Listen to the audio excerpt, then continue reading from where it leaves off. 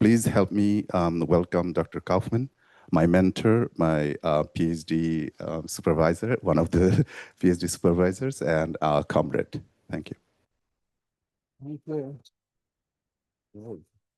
I don't need that, right? Everyone can hear me? Great.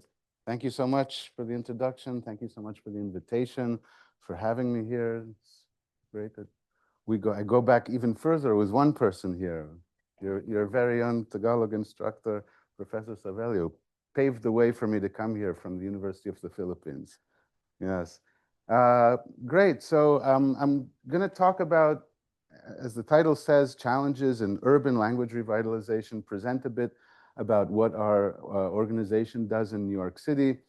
And the abstract talked about kind of had a little dichotomy between social challenges and technical challenges, although the social challenges, I'm going to give them much more space than the technical challenges, which are maybe not as interesting but important for me. But I think the biggest thing for us and what we struggle with in a more regular basis is not grammatical issues, but rather the whole process and prospect of urban language revitalization.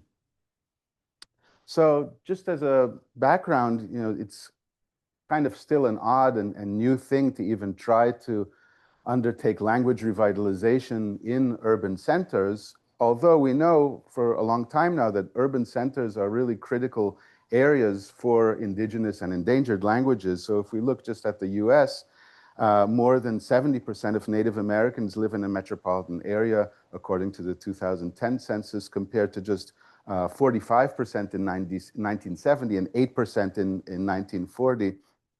In Canada, 54% of Indigenous people live in urban areas, according to the Urban Aboriginal People Study. And most Aboriginal, the urban Aboriginal people study in Canada is actually something for which I don't think there's really an analog in the US, because they really looked, it was a government funded study that looked really at people's sense of belonging in cities, Indigenous people's sense of belonging, and they found that 71% considered their city home and not just a kind of transitional place. So the increasing speed of urbanization also impacts Indigenous communities and their languages very disproportionately. Traditional lifeways have long been under threat. Migration to urban centers is in most cases forced by circumstance. And the statistics, which I may show later, or I may skip, I forget, are really kind of stark in that we see that many cities in Canada, for which there's better information, show very moderate overall population growth, but incredibly large population growth from Indigenous communities, right? So, and this is just, it's just that it's been studied in Canada. It has not been studied in the rest of the world in as much detail, but it's a trend that's all over, it's global. So looking at New York City, I think is really sheds light on a lot of this, and specifically Mexican immigration.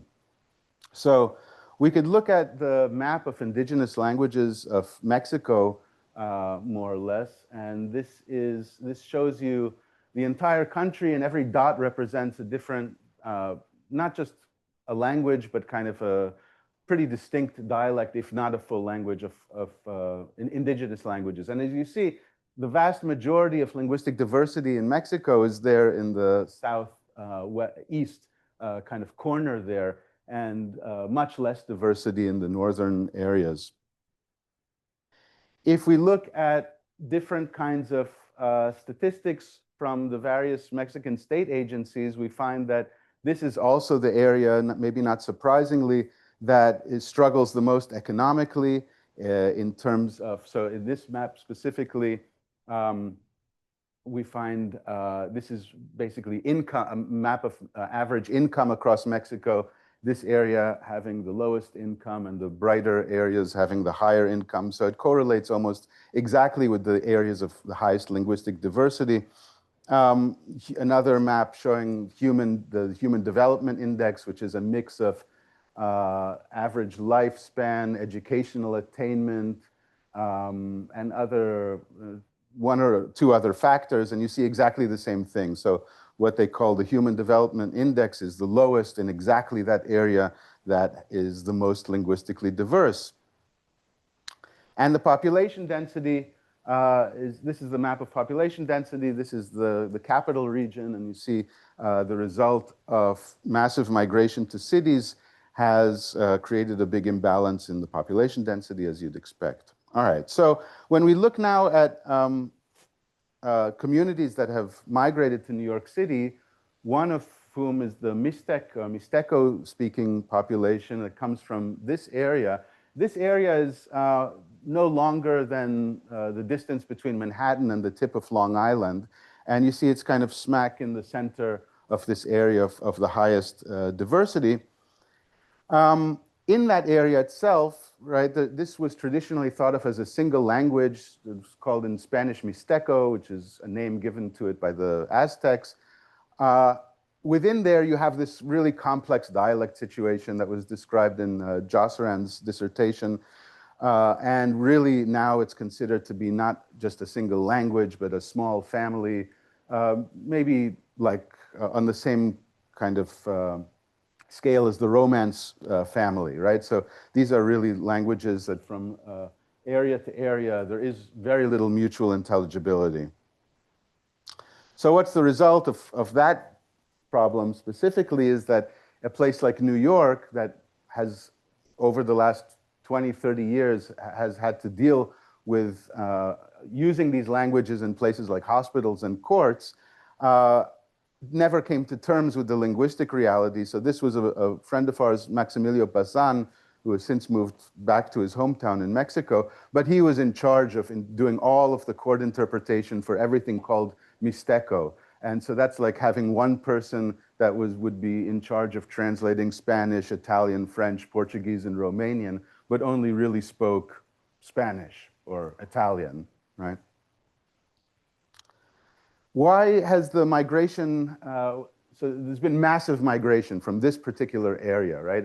And indigenous Mexican migration is very much village-based, and so you'll find areas in Oaxaca will send migrants to California, and areas within the state of Guerrero will send migrants to New York. Not that it's organized at a higher level, it's more a kind of agent-based network where a pioneer will go from a village and then people will follow him.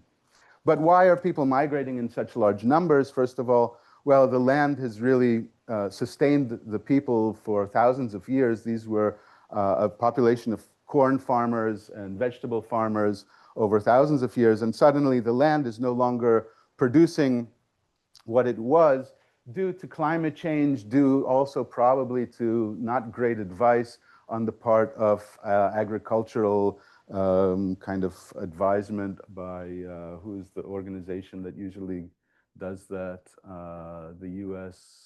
In any case, I forget the name now of the agency, but the US often gives kind of agricultural advice to countries and often encourages them to use more fertilizer and more this and more that, and as a result, the land couldn't handle it, and so the yield, the corn yield has plummeted. And of course, NAFTA, which was really the death blow to this region, where the price of corn itself plummeted, and so it was no longer even possible to survive as a corn farmer, especially. So massive migration of those people who would have otherwise become farmers. So within Mexico itself, only 6% of Mexicans speak an indigenous language. Within New York City, the best data we have says that around 17% of the Mexican population speaks an indigenous language. So that really highlights what I said about this disproportionate migration, right? It's almost 3 times the rate of the population speaks an indigenous language in New York City versus Mexico as a whole, right? So we're talking maybe, and the numbers here are really approximate, but maybe on the order of 86,000 speakers, over 86,000 speakers of indigenous Mexican languages, which were completely invisible to city agencies, and really anybody, even the larger Mexican community, was not aware of these languages. Oh, this was, sorry, kind of a misplaced slide. This was just the numbers I mentioned about the disparity in indigenous migration versus overall migration to cities in Canada. The brown lines showing Aboriginal population change, and the yellow lines showing the overall population change. All right, so a little bit about our organization. That was kind of a background on the kind of communities that we've been working with over the last 15 years. We try to provide, I guess most relevant to this space, we try to provide an area for people to teach their own languages. So there's many people who don't necessarily have training as language teachers, but really have a passion, and they are witnesses on their own to seeing the tremendous decline in fluency in their own communities. And so they're motivated to teach, but they have no resources, they have no space, they have no way of getting the word out. And so our organization became the kind of medium for that. These are, what is it, 6 classes we've had over the years. Some of them are larger languages that are taught here, Tibetan. Others are Breton that have at least some programs somewhere in the world. But then we also have, for instance, Lenape, which has not been taught anywhere. And this was a class kind of carried out in a very grassroots way. So it's a big range between semi-professional, professional teachers, and really grassroots efforts where there's very little support. So I just wanted to give a kind of quick overview of the kind of other projects we have, and I'll get back to the classes a bit later. But children's books, and so my background also is as a linguist, so a kind of formal historical linguist, and for me, all of this side of language was new, and so we kind of started out more as a linguistically oriented organization, doing more typical linguistic research, and then fortunately we were able to really take off in different directions based on what communities and individuals wanted. So for instance, a lot of people came to us wanting to do children's books. And so we helped a little bit with certain children's books. We did a whole series in the Pamiri languages of Afghanistan. Then getting those books back to Afghanistan became the hardest part of the project. But this is an example from the Tso language, an Austronesian language of Taiwan. Community, these are kind of like grassroots efforts outside of our space. So there were a lot of Mixtec families that we would hear from agencies and kindergarten programs and others that, oh, there's this whole group of families and we thought they spoke Spanish, but they don't really speak Spanish. And so we would, try to come in and do something. And this is an example of that, where we did this was originally a group that was meant to learn English and Spanish literacy. And so because of their interest, we were able to kind of turn it into a language exchange between writing Mixteco and learning Spanish and English literacy, which was, I think, maybe the first time that anything like that had been done in the city, certainly for Mexican indigenous languages, which have a bit of a longer history and a bit better organization. The communities have better organization in California than in New York. And this then kind of blossomed into something slightly more formal, where families would meet in our space and bring their children, and each family was kind of in charge of teaching their kid.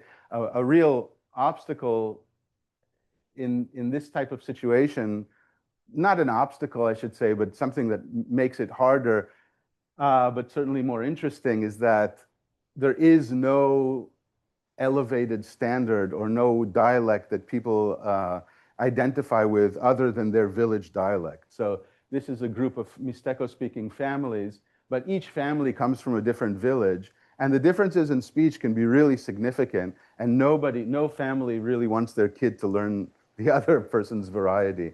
And so we had to end up, and this is a tonal language with complex tonal morphology.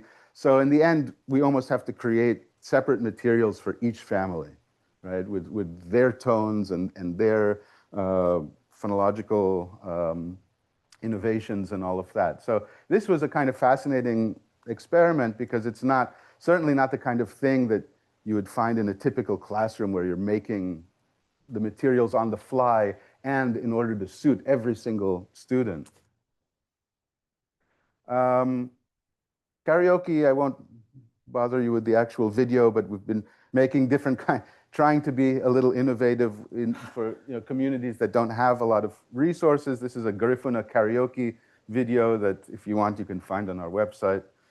Artistic projects. This was a series of portraits called Mother Tongues by the photographer Yuri Marder, who did these really big-scale photographic portraits of various people we've been working with.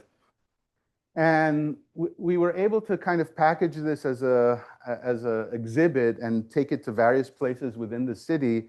And this was kind of the other side of our organization, which tries to introduce New Yorkers in general to the true linguistic diversity of the city.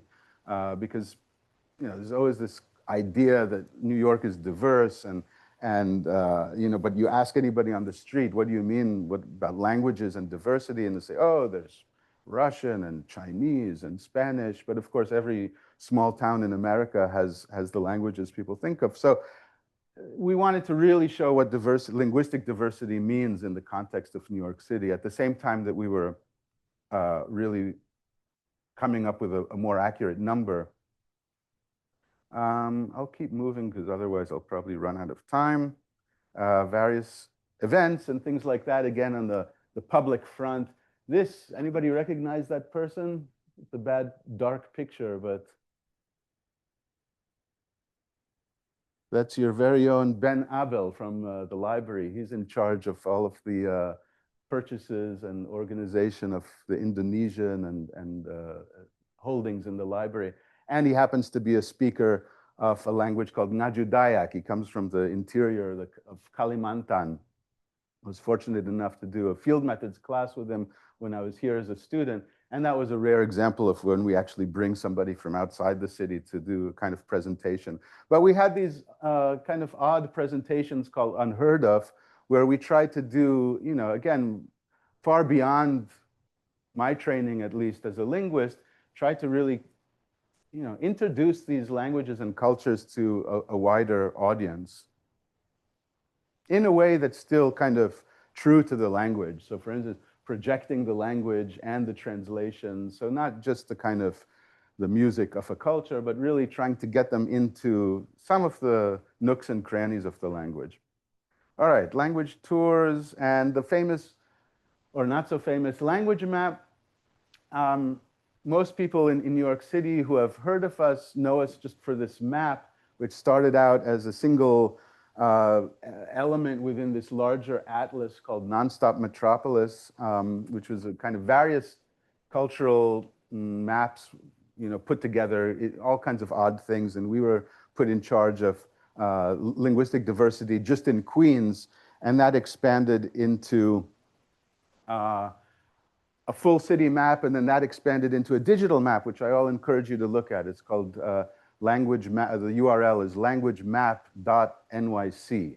And so there you can find a kind of encyclopedia of all of the languages and communities that we've come into contact with. And you could find a little history of the community and any media that we have as well recorded with them. And you can do comparisons with that data and the census data, which is really interesting because you could see exactly, looking at, let's say, an area like East Elmhurst, from the census's perspective, which you can see there, it's just a blob of Spanish.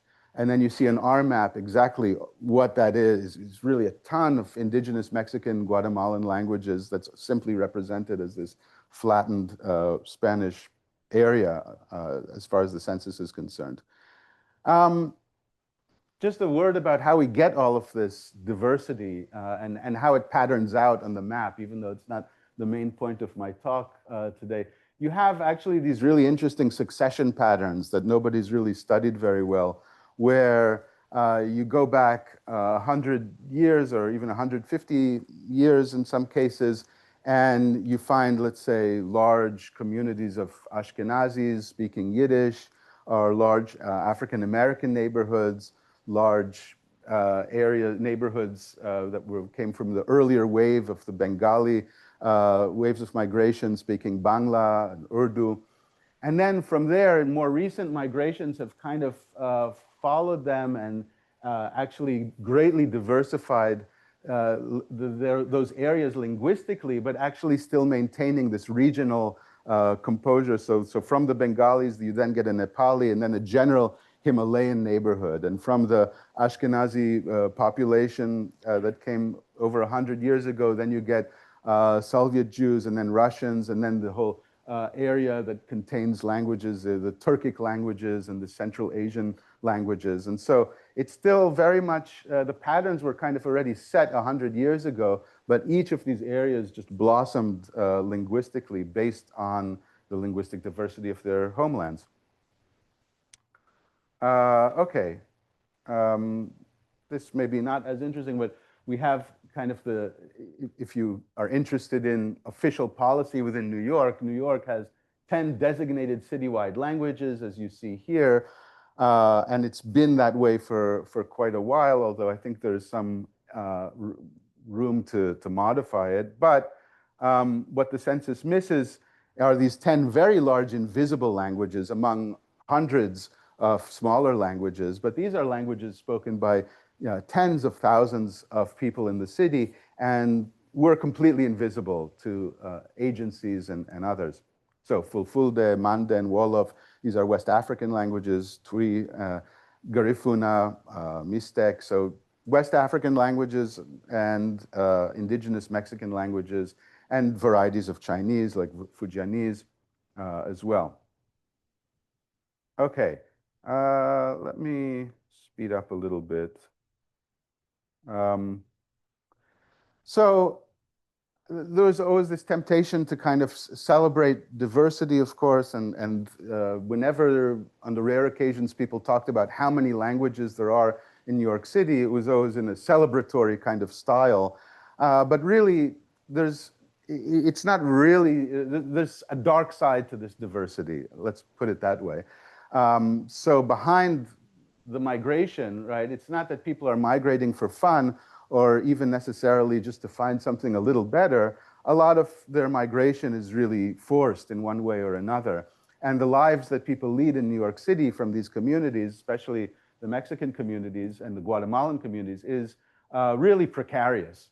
So indigenous labor for the Mexican and Guatemalan communities is largely bicycle delivery work, right? Previously, they had been working a lot in delis. Then in pandemic, a lot of delis shut down and small restaurants shut down. And then there was a big shift into bicycle delivery during the pandemic, which kind of held until now. It's very dangerous work. It's low paying and thankless, of course. And on the other side, there's those people who actually never even make it to New York. This is an image from the murder of Claudia Patricia Gomez Gonzalez, or her body. She was a young migrant who was shot crossing the border from an indigenous Guatemalan town, a speaker of a Mayan language. So behind all of this diversity are actually is a lot of terror, really.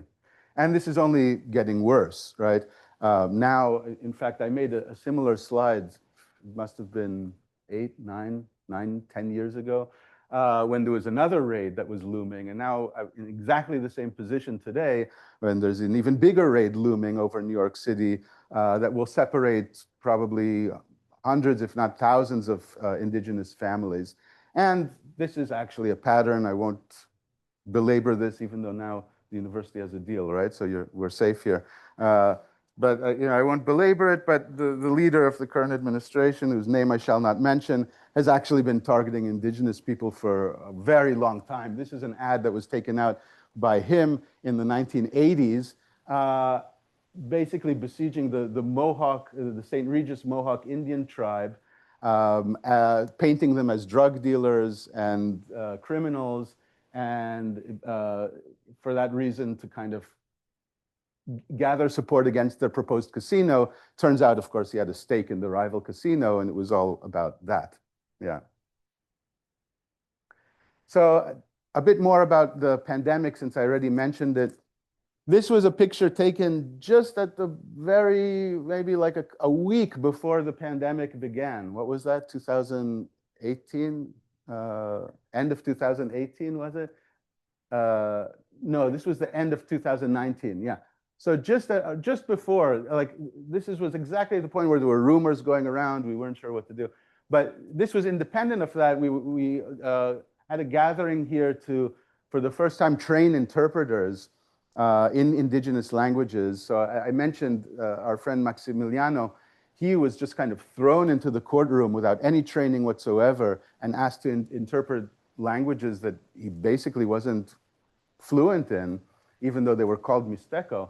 So thanks to a group called Cielo, which was based in California, where everything is better organized, we were able to group together this amazing team of people who wanted to become interpreters. And this was the first training session. Little did we know what was ahead, right? And when the pandemic actually hit, it turned out that precisely those areas that were the most linguistically diverse were actually the areas that were hit the hardest by the pandemic. And through the help of the Peter Wall Foundation, we were able to really map it out. So this was what you see in the blue. The darker blue areas are the higher, the areas with the highest COVID-19 tests, the positive tests. And the red dots represent the various language communities that we've come across in our, that's what we have in our map. And you see, this area was the epicenter of COVID, right? And it's actually the most linguistically dense place in the world, probably. That's the Jackson Heights area in Queens. East Elmhurst and Jackson Heights is home to a very large community of Mexican, Guatemalan, Indian, Nepali, Indonesian, and Filipino immigrants. So those countries, by chance, are the countries with the highest linguistic diversity in the world. And so it wasn't a coincidence, though, that those were the areas that were hit the hardest. The fact is that these were struggling immigrants who were living, many people in a basement apartment, crowded living conditions, and they were the ones who were working throughout the pandemic, right, doing food delivery and other things. So they were really the frontline workers. And so that gives you, so even in places like Staten Island, you see that the place with the highest linguistic density was exactly the tract with the highest COVID density. So this was a crisis. All right, I wanted to, on a slightly happier note, zoom out again and go back to what our classes looked like, since I mentioned our classes, and just take a brief look at the Lenape, Quechua, and Hawaiian classes at Ella.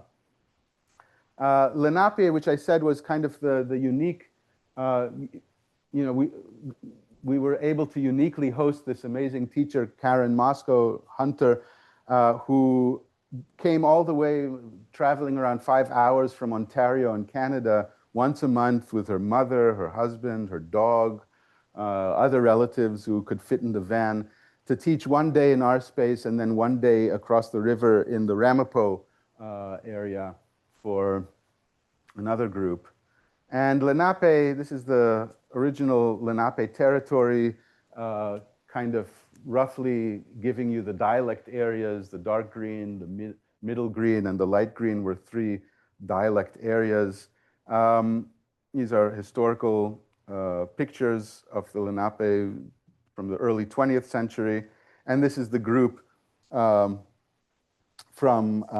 in our space. And this was a really interesting group because, as somebody says here, this was a case where the language reclamation effort was kind of revitalizing the community. So the language was breathing life into the community, whereas we usually think of language revitalization as people breathing life back into a language. But this group of people was just brought together solely by the language. And in the case of the Lenape especially, you have a mix of people who have maybe a grandparent or a great-grandparent that identified as either Matinicok or Mashinnecock or I mean, Shinnecock, Matinicok, or Lenape, and they were otherwise completely disconnected, right?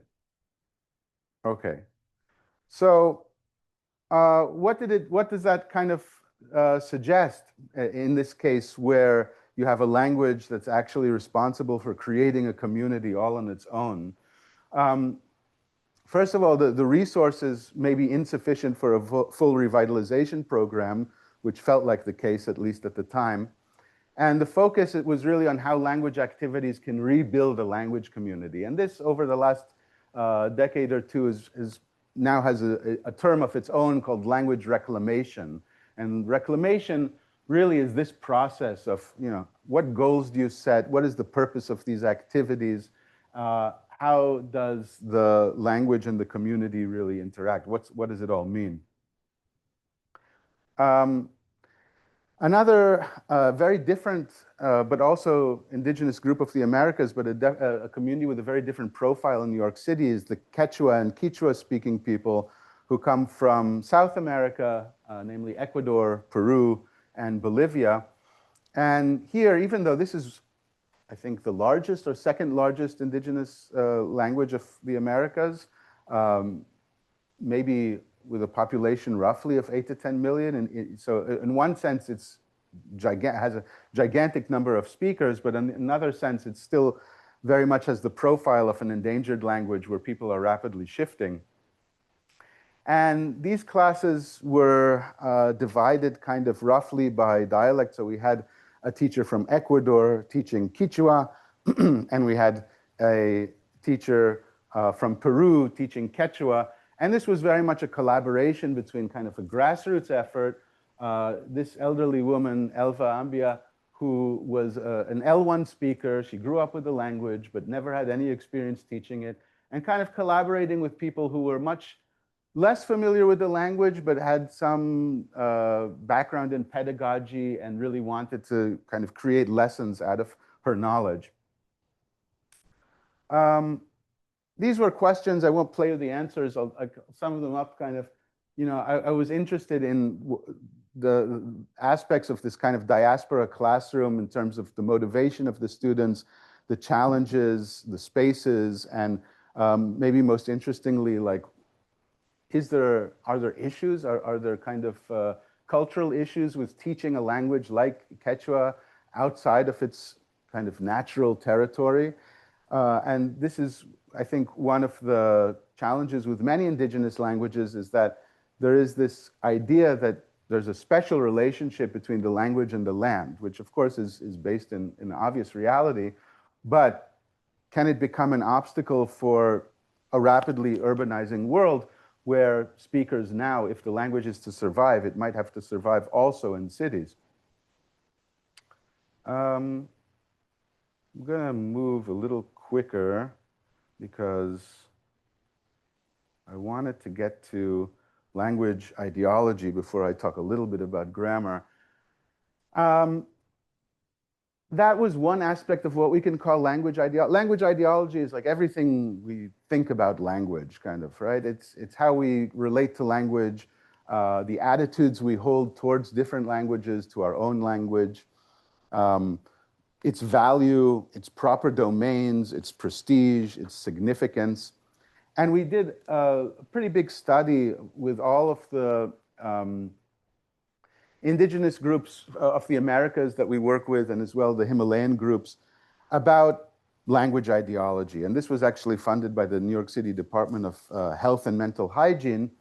But it was realized that these groups were suffering to some extent, to a large extent, not only economically, but also culturally. Their children were being cut off from their parents' culture. And it had very serious consequences in the school system, for instance, which I didn't really mention earlier, but the school system is the battleground of a lot of these questions. So teachers, as much as you would think that they would be better trained in the linguistic realities of the city, oftentimes never heard of these languages, right?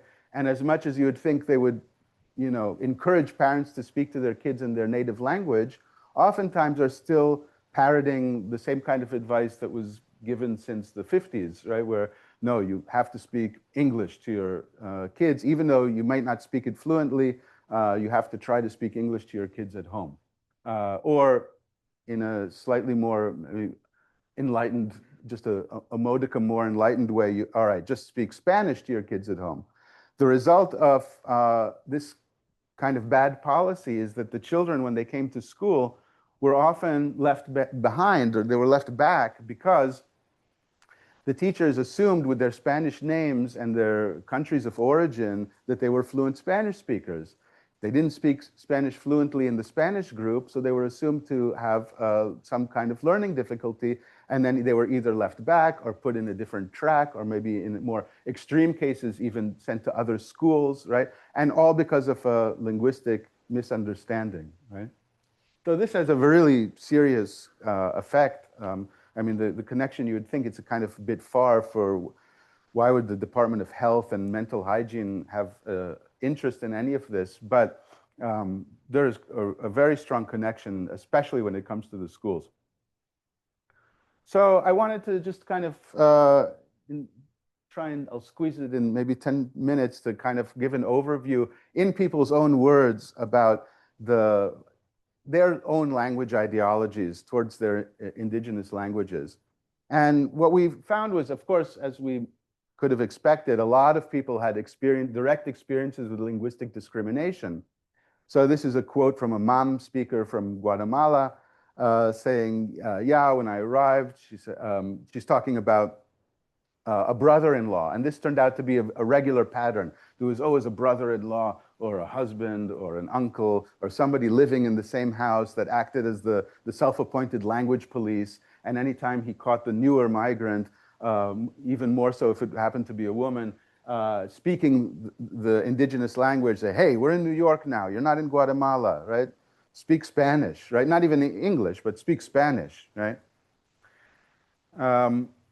And this, maybe I will play this since I've shown so many videos I haven't played. This was kind of interesting. Let's see if it works.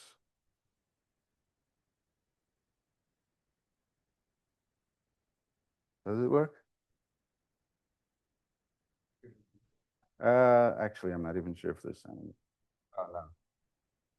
Oh, yeah, there we go. I just want to go to one review. Ahorita habla mixteco, hablan español, inglés, tres. No todos son así. A veces, algunos le dan pena hablar a frente de las personas. Como hace 3 o 4 días, estaba yo discutiendo con mi hermano porque llegó un maestro de Edwin en la casa. Yo empecé a hablar con él y él me gritó, ¿por qué me gritas? Dice, ¿no te da pena hablar dialecto enfrente de ellos? Eso no tiene nada que ver, le digo. Uno se nota, uno se ve. Aunque mi hermano se molestó un poco conmigo. Aunque yo le digo, yo siempre le digo a mi hermano, aunque tú tratas de hablar en español, pero ¿qué pasa? Tu español no es correcto, le digo. Siempre falta un punto o un acento ahí, le digo. Yo siempre le digo a él y se enoja más peor conmigo. Edwin daba cuchillo.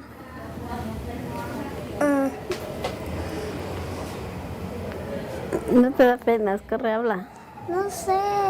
No sé. Tú, ya, ¿cómo David? ¿Cómo David? No quiere hablar. No, yo no sé. So that little clip really shows 2 important recurring themes. One is that there is this pressure from other family members oftentimes, if not people outside the family. But as Jovita says, you know, you can't escape your identity. Okay, you try to speak Spanish, but people will still discriminate against you because they hear your accent, right? They'll still laugh at you.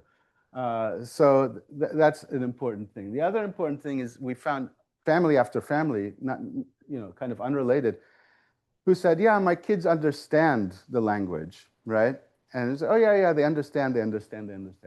But then, you know, this was a moment where she was trying to show us that the kid really understands, and, you know, assuming that the kid wasn't, you know, tricking us, he really didn't seem to understand anything, right? And that situation plays out a lot in different ways. Interesting case of this was Don Kulik's famous study in New Guinea, where the language was shifting to Tokpisin, the local lingua franca, and somehow the whole parental generation managed to blame the kids, that, you know, we're talking to them in it, but they refuse to speak it, which of course wasn't really true. The parents were not speaking to their children in the language. They were speaking to their children in Tokpisin, but they figured that they would, you know, the general ambience, they would soak it up, you know, just through hearing it around them. But of course, that's doesn't happen, right? If there's no child-directed speech, it's quite hard to acquire a language as a child. Okay, let me move ahead, of course. All right, so I liked some of these, you know, at the same time, we had a lot of little kind of tiny moments of like individual heroism, I thought, you know, where people kind of confront this discrimination in creative ways. So there was a story that another Mixteco speaker told us. Me and my sister were speaking Mixteco on the street, and a lady came up to us and asked us, "What are you speaking? Is it English?" "It can't be English because I don't understand it." And my sister said, "Of course it's English, but it's our English." English being there like a cover term for any other language, you know. And so there are certainly people who stand up for their language, and those are, you know, obviously the people that we end up working with. And everybody in principle, even in this community that we've come across, feels that in principle it's a good thing and it should be passed down. I wanted to, so when we talk about why, what's the whole purpose of this? You know, we think, oh, culture and, you know, linguistic vitality and linguistic diversity, these are all things that are important to maintain. But actually, the consequences of losing your language in a place like Mexico can be far more severe than we might imagine. In the state ideology in Mexico, basically being indigenous is speaking an indigenous language, right? And when we ask the average person from Guerrero, the Guerrerense, can you be X without speaking X? This was one of the famous questions of Joshua Fishman, the sociolinguist. He looked at this also across many communities. And the average response, at least in our research, was that speaking your ancestral language is a choice, but you are what you are based on ancestry and connection to the village. For the Mexican state, though, as I said, being indigenous is being a speaker. And so you have this phenomenon of people switching languages kind of in order to switch their whole identity. So even, this is a quote from a paper about linguistic discrimination in specifically this area of Guerrero. And this capital area, Tlapa de Comonfort, which is where the vast majority of indigenous Mexicans in New York come from, is, well, I could just read the quote. But most interestingly, the red part, so there, that you don't speak an indigenous language automatically turns you into a mestizo or a people of reason, gente de razón. As if by magic, even if your ancestors were indigenous and you continue to preserve cultural traditions, physical features, dances, festivities. And so, you know, people by force are kind of not only switching their language, but really switching their whole social identity, even the way that the state counts them. Because if you don't speak a language, even by the census, the Mexican census itself, that will have an effect on the percentage of indigenous people in the whole nation. We did find certain groups actually reflected, especially the Guatemalan groups, seem to reflect a similar ideology, that is the Mexican state ideology. We did have quotes like this where a mother was saying, you know, I'm mom, but my child isn't mom. Why? Because she doesn't speak mom. And so she actually says, for me, my children are not mom because they don't understand a word in mom, right? So this is actually what was familiar to us from the state ideology, but it was also a community ideology, or at least for these families. But there's hope, because she says, listening to words in mom, then they will again, they have the potential to become mom again. Same thing for a Quechua family. I have a sister who I didn't speak to in Quechua. She doesn't wear her clothes, and she doesn't speak the language anymore. So in other words, she is a mestiza, right, which is a person of mixed heritage. Okay, I have, what, 10 minutes or so? As always, I have horror vacui, a fear of empty spaces. So I always pack my slides way too much. So well, let me just give this one last bit about before I talk a little bit about grammar, I wanted to just zoom out again out of the Central American indigenous communities and into the Himalayan communities, which is another massive source of linguistic diversity in New York City. And so the thing about the Mexican communities especially is they're totally atomized in the sense that there's no, even though there's, you know, kind of Mexican neighborhoods in a way, there's no real organization on the village or language base in the Mexican community. So there is no Mixteco group. People don't know they don't know who's in the city from their own village. The Himalayan communities, completely different story. They know exactly where everybody from their village is located in the city, and they have, you know, somebody's will be a president and the secretary and the treasurer of their village community in New York City. And these are really like transplanted communities. So here, this is the area between Nepal and China, and an area that is kind of in what's now the Annapurna Conservation District, where you have these Tibeto-Burman languages called Mustang in English and Seke, right? And Mustang itself is a kind of large language. So this is the area it's spoken in. And amazingly, this is kind of a gimmick, but I mean, it's true, but it's a little gimmicky. But the community moved from this area to show you kind of the opposite spectrum of cohesion. They moved from the upper low area, they moved to Jackson Heights. And then from the lower area in the same language community, they moved to Brooklyn. And then within the lower community, there was another language community called Seke, another Tibeto-Burman language, but not so closely related. And then they're found within there. So it's like this perfect one-to-one mapping, right? Where you have incredible, and it's hard to imagine how they do it, but actually the community will oftentimes actually share a building with many people. This was the case with the Seke. This ended up becoming an article in the New York Times, but you had almost as many Seke speakers in Brooklyn as you had in the homeland. And this was an article about whether the language will end up surviving in Brooklyn, you know, better than in Nepal. But the truth is that people were shifting both in Brooklyn and back in Nepal to a kind of mixed language called Ramaluk. Ramaluk is literally goat sheep. So it's the goat sheep language. It mixes Tibetan, Nepali, and languages like Seke all together, right? This is a feature of this area. This, by the way, I'll give a plug for my co-director's book, which devotes a chapter to this community, the Seke community, Language City, which is really the whole story of our organization and endangered languages in New York City. So there's a lot more detail there.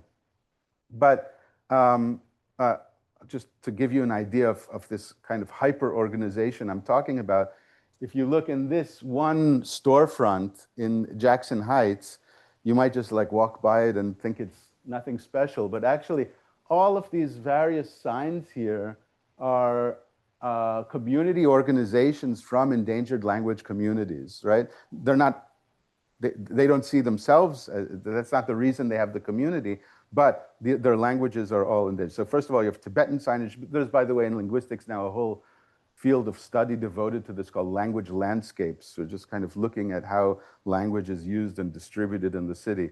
But in this one picture, you have Tibetan signage, you have a Nepali movie poster, and then you have the Karmapa Service Society, which is dedicated to a particular branch of Tibetan Buddhism. And then you have the Mustang Kidug. The Kidug are the community organizations. So this is the area from the map I showed you, the higher region. Their organization is based in this building. And then the Gyalsum Do Sewa Sansta, which is the Gyalsum Do Speakers Association. This language was barely documented at all until 2011. And the Kiranti Association, right? These are all languages that people travel very far to work on, linguists, that is, and yet they were all in the same building. I wanted to just give a short, oh no, I'm going to totally run out of time. All right, so I'll just summarize it. Another way we were exploring language attitudes and ideologies was through this series of documentation work that was focusing on speakers of different languages and varieties of Tibetan in New York. And so here we had a speaker who grew up mostly in New York, who went to one of the Smith College, one of those colleges, studied gender studies and something else.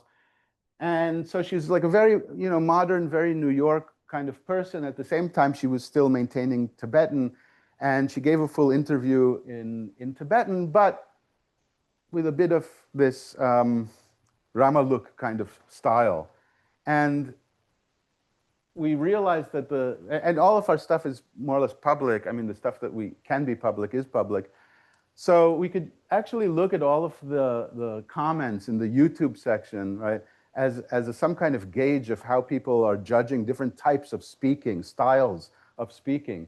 And here we found like there was really like vicious attacks against her language mixing, right? They were saying Ramaluk is a result of losing your country, and like, are you Tibetan? You came here in 2017, you're struggling to speak Tibetan. She wasn't actually struggling to speak Tibetan at all. It just so happens she borrowed a few English words here and there, but really like language policing in a very negative way, to the point where we had to come in and like mediate in the comment section, which is never a good sign. So this is also ideology. All right, now I've left myself exactly 4 minutes to talk about grammar, which is fine because I had much more to say about ideology. So to sum up, ideology, you have a whole range of issues. This all kind of can fall under the umbrella, perhaps, of language reclamation. What are your attitudes towards mixing? What are your attitudes towards where each language, could and should be used? What is the point of you learning a language? Is it to communicate? If you ask the average person from Guerrero, what's the point of teaching your kid the language? They'll almost always say so that they can communicate with my parents. Totally pragmatic, totally practical. And the result is these kinds of pragmatic, practical motivations don't always really yield results. Surprisingly, what we found, I didn't put it in the slide, is actually the most powerful motivator seems to be some kind of spiritual, religious motivator. So those people who, like the Tibetan speakers, many of them were learning it or speaking it because they felt it was a holy language in some way, right? They were able to maintain it. The one family that we found that really transmitted Garifuna, this Arawakan language from the Caribbean, to a child, so that there was actually, the only case I found of a truly fluent speaker of Garifuna who grew up completely in New York was because of his mother, who thought that felt the ancestors were speaking to her and telling her to teach her child to speak Garifuna, and that was the only way that the child could communicate with the ancestors. Totally supernatural, spiritual basis, but actually much more effective than these more practical, pragmatic things like, oh, this is a language for talking on the phone with to your grandma. That never really pulled anybody in. So those are the ideological challenges. The grammatical challenges, which I have less to report on, are how do you teach a language that is wildly different from English or Spanish or whatever the L1 is in this case, specifically a language with really intimidating morphology. And this is a problem that is faced especially by many indigenous communities, Native American communities throughout the US, because the vast majority of Native American languages have really impressive, possibly intimidating morphologies. That is, languages with many paradigms, affixes, and so forth. This is just an example I made up from Garifuna. So this kind of language is sometimes called polysynthetic, which doesn't have a great definition, as I was discussing with my former advisor, John Whitman. But one simple definition is if very Anglocentric and unscientific, but if in your language you would translate a whole sentence in English with a single word, chances are it's polysynthetic. So in this language, Garia guaguda lumutina yebetia would be translated as, he can perhaps make me look at myself, right? So a lot of morphology, which oftentimes means a lot of paradigms. And can people learn by staring at a chart? How do people learn massively complex inflectional paradigms? And so this is an area where, which is much more in the future. What I talked about up until now is really stuff that we've done, but now this is really more in the future to try and build a tool that can help people grapple with this wild mismatch, because for an English learner, you know, an English speaker learning Spanish, as much as those languages are different, they're both Indo-European languages, historically they're kind of far off, but it's almost a one-to-one correspondence between meanings and even the kinds of things, the kind of categories that matter, right? It's much harder to learn new semantic categories than it is to just add new labels to old categories. But to go from English or Spanish to Garifuna, you have to kind of almost throw all of your old categories to the wayside and relearn everything, which is a much harder task. So this is, for instance, if we wanted to match every piece of the Garifuna expression with its English meaning, it would look something like this. So you could see it's all kind of scrambled, where look, the root is here, and can is expressed by this prefix, and myself is expressed by this suffix, and make is expressed by that suffix, et cetera, et cetera. This method of kind of delineating meaning by color was pioneered by a Mohawk instructor, linguist by the name of David Maracle, who called it the root word method, and that's been taken up by a lot of different Iroquoian Haudenosaunee language programs, not only in Mohawk. And it's one attempt that at least many communities have found useful, trying to use color to delineate meaning, basically. Surprisingly, you know, for linguists, this kind of breaking up of words is totally innocuous. It's something that we do without thinking. It's called glossing. But at least surprisingly enough for me, the first time I heard it, was that there are communities that find this to be kind of like doing violence to the language, right? Cutting it up, breaking it up, slicing it up, because you're slicing up things that cannot stand alone. That's the real point of it. It's morphological segmentation. But to treat this as its own thing doesn't sit right with people who don't think like a linguistic analyst necessarily, but they're thinking as speakers, right? They're thinking really in terms of whole words. So the color method does a few things, but one of them is to kind of avoid this violence while still doing the same work in a way. All right.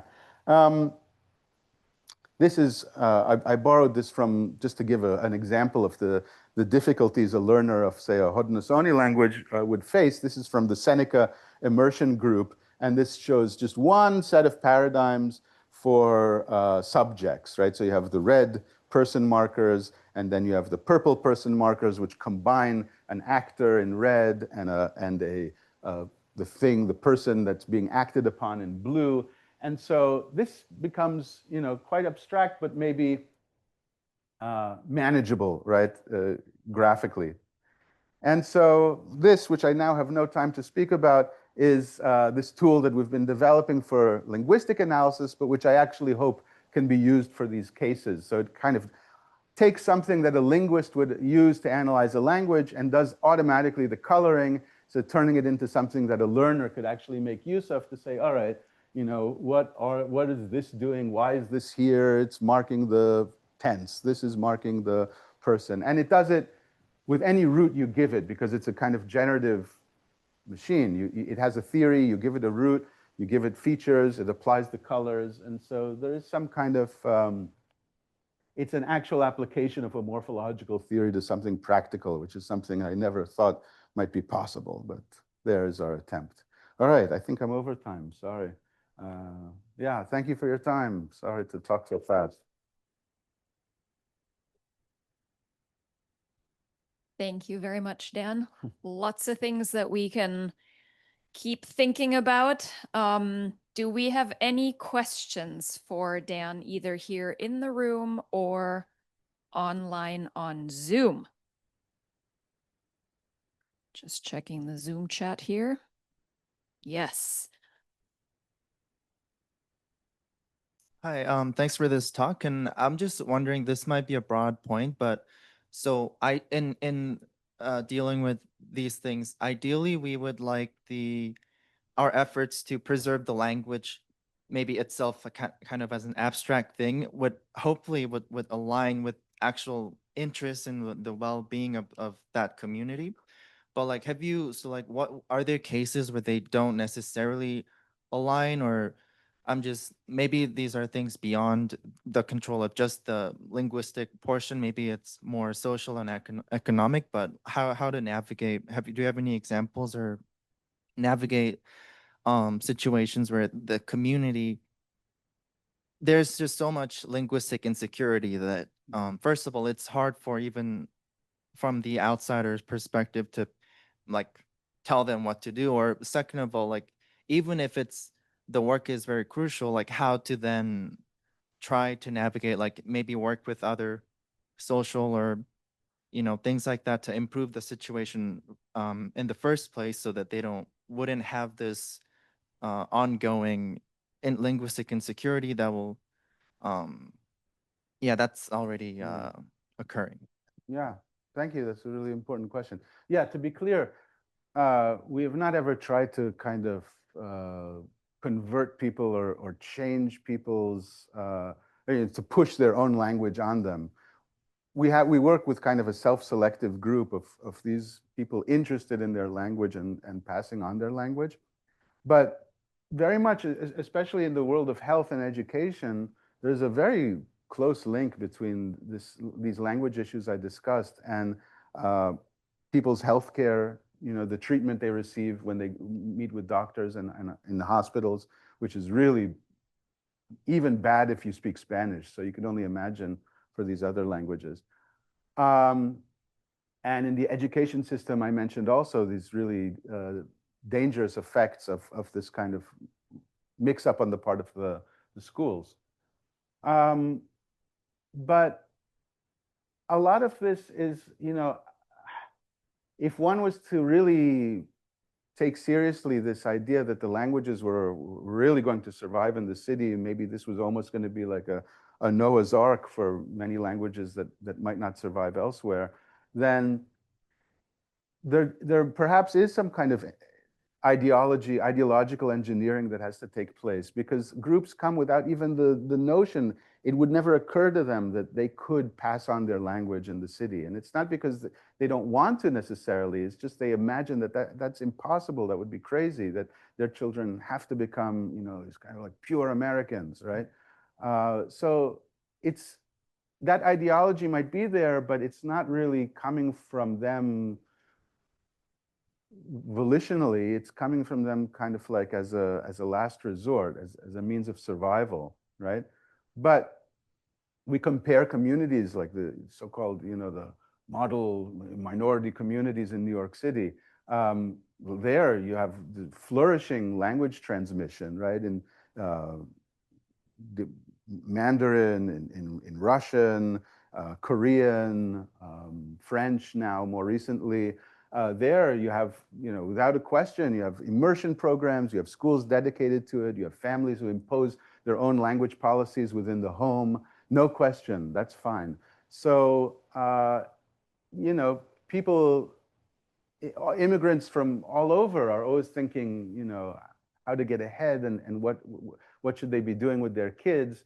But in fact, those communities which are economically thriving are not really giving up their languages, right? But people don't necessarily know that. Right? Yeah. Thank you for the question. I hope I answered it. Sam, are there any questions online? For Razama and anyone else who is interested in a link to Morphetino, we're pulling that up now. Chat. And it's still in its early stages. That is, the program aimed at linguists is in good shape, but this is just an early adaptation of that program aimed at language learners. And it's really just the beginning, which I kind of wanted to elicit opinions about. But you can see there's a little library there, and you can experiment with what it looks like. Yeah, that's the URL. Okay, we have one more question up here, and then we will all release you into your weekend. Thank you very much for very informative presentation. As I'm teaching Korean, and then I'm very grateful that our morphology is not that complex.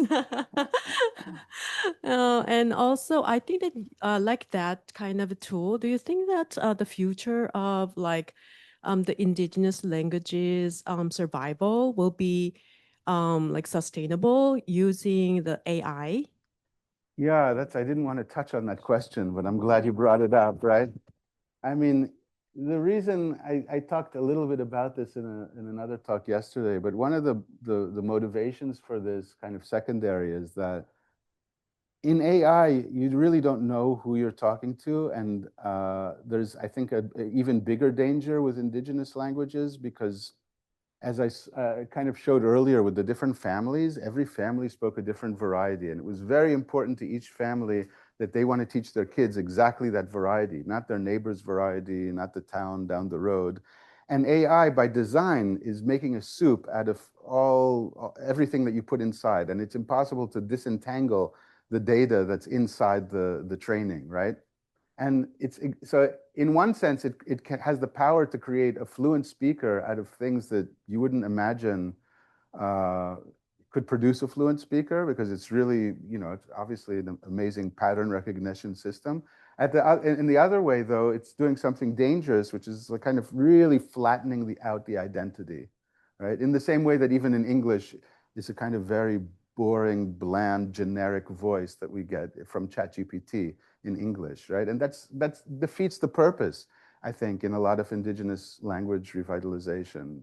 They're not doing it just to chat, right? They're actually doing it almost like to become a new person and to make a really special connection with an ancestral community.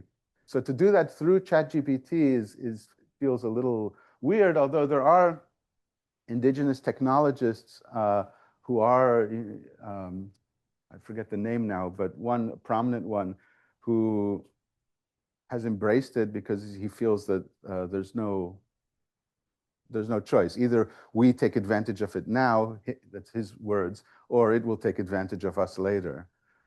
Michael Running Wolf is his name. Yeah. So yeah, AI, the spirit of AI is kind of antithetical to I think what we're trying to do, but it's very powerful. And what I'm trying to fight for here is that it shows you explicitly the steps. You could look behind the scenes. I didn't show it here, but you look behind the scenes and you see exactly an algorithm. You're building a word step by step, right? Which you would never get in AI. Well, maybe if you asked it, it would give you something. But the point is AI is really impersonating a human. Whereas here, you're still able to salvage something, the kind of logic behind it. You're able to see the logic behind it. Yeah. Wonderful. Well, Dan, thank you again for joining us, not only today, but almost for the entire week, almost here on campus. Please help me thank Dr. Kaufman for his talk today. Yeah.